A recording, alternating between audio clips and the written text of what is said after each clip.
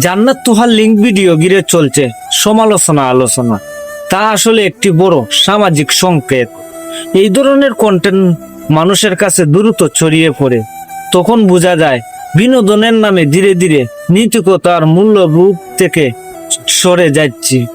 কৌতূহল আর ক্লিকের লোভে মানুষ ভুলে যাচ্ছে এইসব জিনিস আমাদের সমাজকে কতটা প্রভাবে ফেলছে। সবচেয়ে দুঃখের বিষয় হলো তরুণ প্রজন্ম এসব দেখে সহজেই প্রভাবিত হচ্ছে। ভালো মন্দের বিচার না করে ভাইরাল হওয়াটাকে সাফল্য মনে করছে। এতে পরিবার, শিক্ষা, চরিত্র গঠনের জায়গাটা দুর্বল হয়ে পড়ছে। দোষ শুধু একজনের নয়, দোষ আমাদের মানসিকতারও।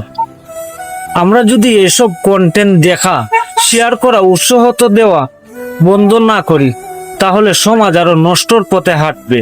সময় এসেছে সচেতন হওয়ার, ভাইরাল নয়, এই মূল্যবোধটুকুই গুরুত্ব দেওয়ার।